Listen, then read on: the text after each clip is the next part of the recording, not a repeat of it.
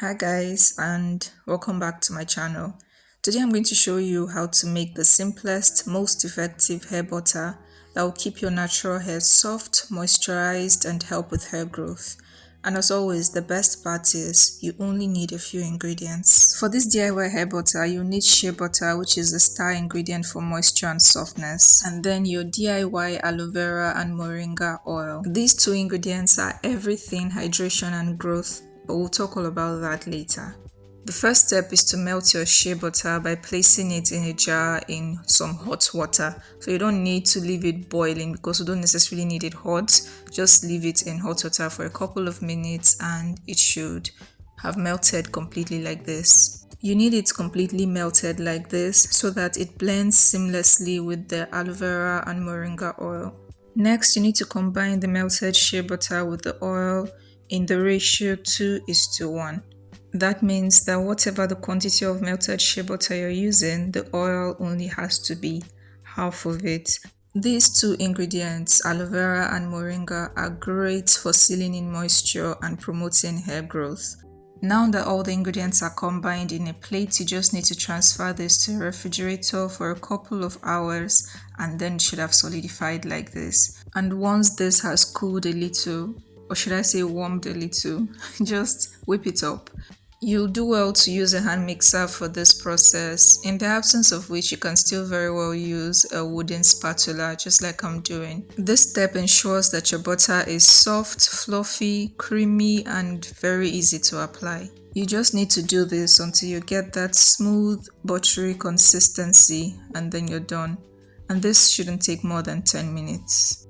And that's it. Your simple yet super effective hair butter is ready. Now to the question on your mind. I know you must be wondering, do I have to use aloe vera and moringa already prepared in oil, or can I use the ingredients themselves? Well, I found that heating shea butter over direct heat for as long as it takes for the ingredients that you are trying to infuse to do so is totally unacceptable, because you just end up with a hot mess, butter that is not buttery, is grainy, does not apply smoothly. And then if that ingredient you're trying to infuse is aloe vera, which has a water-rich gel, the water molecules just end up sitting on the butter, so they don't mix and you just end up with one hot mess. So this is me asking that you totally disregard the video I shared where I heated aloe vera inside shea butter over direct heat. It doesn't matter if you do it on low heat. The best way to make aloe vera butter is to combine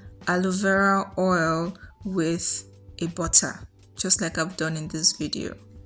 Okay, now that that's out of the way, shea butter is rich in fatty acids and vitamins that allows it to penetrate the hair shaft and deeply moisturize dry and brittle hair.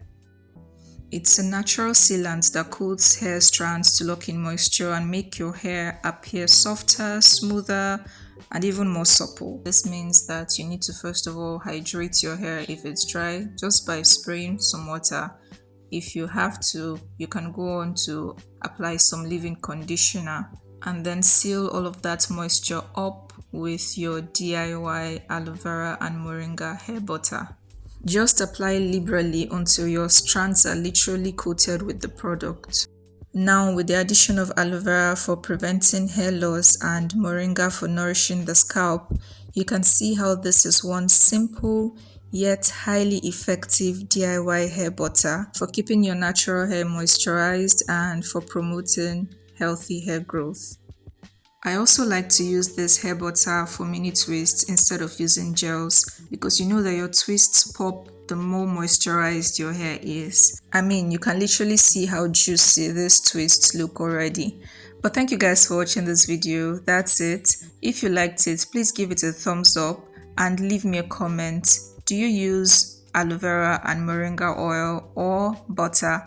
How has the experience been for you, or is this something that you are willing to try? Please share this video with anyone you think needs to see it and subscribe for more natural hair tips and DIYs. I'll see you in my next video.